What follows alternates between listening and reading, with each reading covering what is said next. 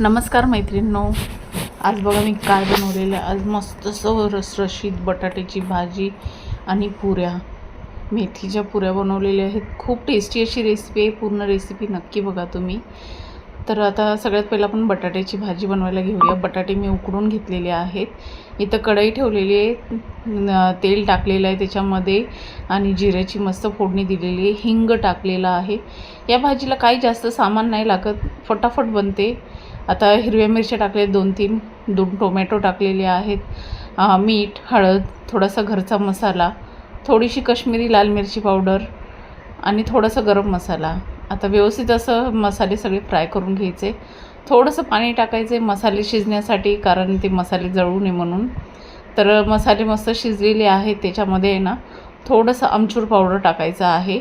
आमचूर powder टाकलं की आपण बटाटे जे उकडले होते ना, 4 बटाटे मी उकडून घेतले होते, ते अशीच कुस्करून टाकलेले आहेत आणि थोडंसं पाणी टाकून मस्त वाफेवरती 1-5 मिनटं भाजी शिजून दिलेली आहे.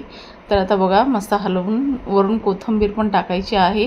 थोडीसं कस्तुरी मेथी भाजून त्याची पावडर बनवलेली आहे, ते पण टाकून मस्त असं थोडंसं 5 मिनटं मी शिजून घेतलेलं आहे वाफेवरती, स्लो गॅसवरती.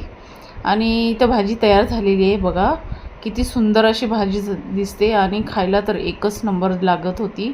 एवढी छान भाजी झाली होती. तर आता इथं मी पुऱ्या बनवलेल्या आहेत. आता तुम्ही म्हणाल पुरी कसली, मी पीठ पहिलंच मळून घेतलं होतं. तर पुरी मी आहे ना, ही माझ्याकडे रात्रीची डाळ उरली होती, ती डाळ टाकली, मेथीची भाजी थोडी टाकली, जिरे आणि ओवा टाकला आणि गव्हाच्या पिठामध्ये हे सगळं मळून घेतलं आणि आता त्याच्या मी पुऱ्या बनवते. पण पुरी काय झाली होती, एक नंबर पुरी झाली होती. माझ्याकडे मुगाची डाळ उरली होती, तर त्या डाळीमध्ये मी हे सगळं पीठ मळलेलं आहे.